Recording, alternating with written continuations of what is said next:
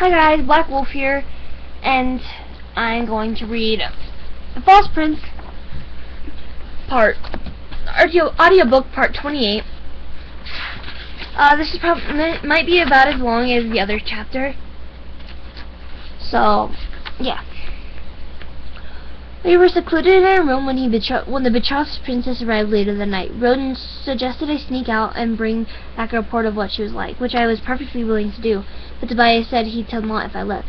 You can't have the advantage of seeing the princess before we do, Tobias said. Knowing you'll convince her tonight that you're the prince, and she'll have you crowned at the castle before Roden and I are awake tomorrow. I snorted and then said, now that you're on to me, I'll have to figure out an even cleverer plan. Mocking Tobias was risky and probably unfair, but it was usually too hard to resist. I grabbed one of the books off his desk and brought it back to my bed, letting it fall open somewhere in the middle. What are you doing? Mr. Savella said I'd have to study on my own to catch up. That's what I'm doing. I can't read. I said I can't read well, but I paid very close attention to Master Graves this morning, and I hope to read well enough to understand this book. Tobias folded his arms. Do you even know what it's about? I shook my head and flipped to another page.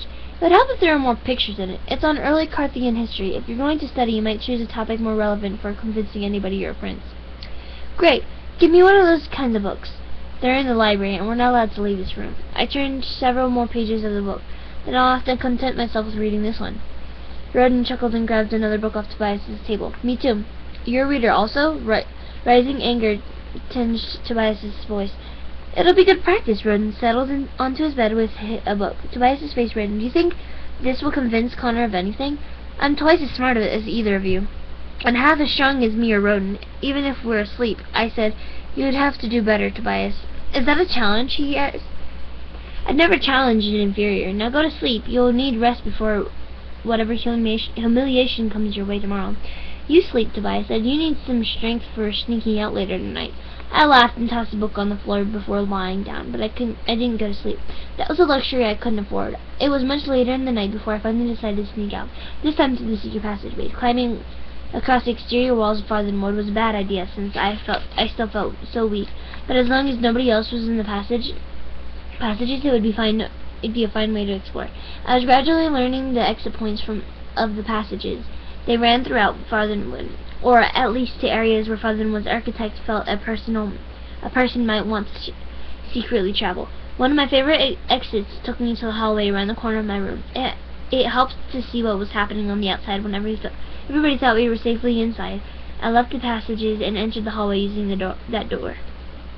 As always, at this time of night, there were only a few servants wandering the halls, so as long as I was careful to find the shadows in Connor's home, I had access to most of the places I wanted to go. This time, I even got a glance down the hallway at who was guarding our room each night. I practically choked with laughter when I saw him.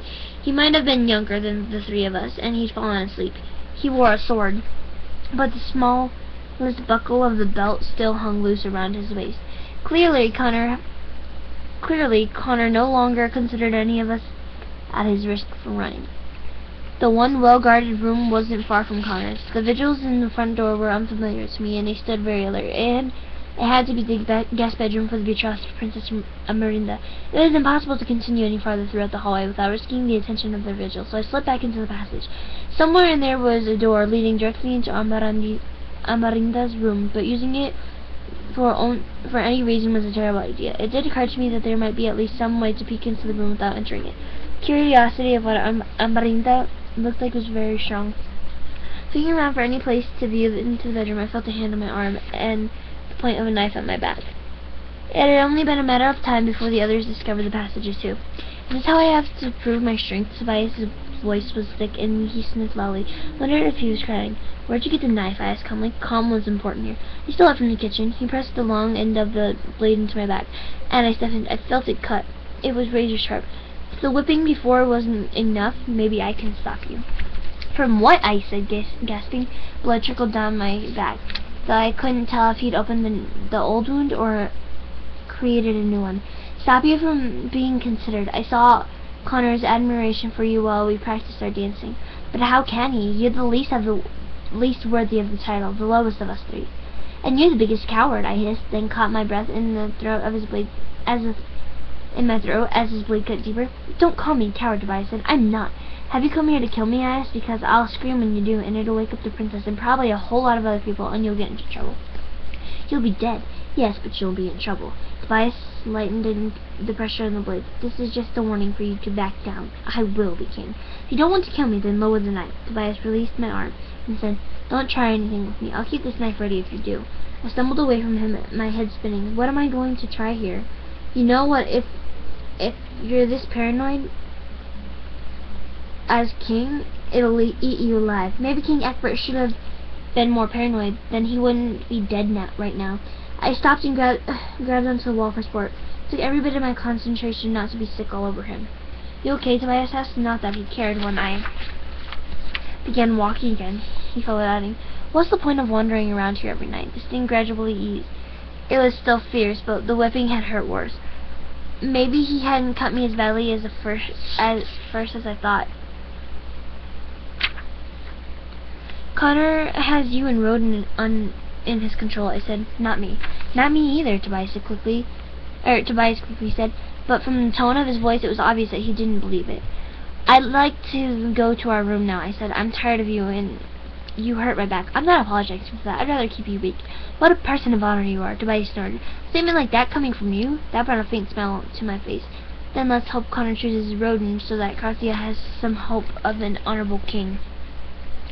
Tobias didn't like that he had started ahead of me. Roden would have this kingdom destroyed in a generation with or without Connor's leave. He has no thought that someone else hasn't put there. I shudder to think either of you has any chance of being chosen. Either of you has any chance of being chosen. If Connor's choice was that obvious, my back wouldn't hurt so much right now. My warning is real, Tobias said, and if you try to tell anyone about this, I'll see that Roden takes the blame. I know how to persuade Connor. You have no control over Connor. You may wear the crown one day, but he'll be king. I'll let him think he has the control, then get rid of him. Where are we? Despite the pain I felt, I couldn't help but smile wickedly. Connor's room is on the other side of this wall. Pray he's a deep sleeper, or else he heard every word you just said. Tobias made a sound in his throat and put his ear to the wall to see if he could hear Connor on the other side. I used a moment to grab his arm and twist it behind his back, and then withdrew my own knife from inside my clothes. Where'd you get that from? You're not the only one who stole from the kitchen. I withdrew his knife from his belt and whispered in his ear, you're in a lot of trouble, Tobias. Connor knows about the notes you made. Your plans to get rid of him? You've already lost. In a few days, he's going to kill you. Then hit him over the back of the head with the butt of my knife, and he fell unconscious. So that was The False Prince. That was audiobook 28. I will leave in the comments down below some more books that I can audiobook for you guys, some video games I can make videos for, and I also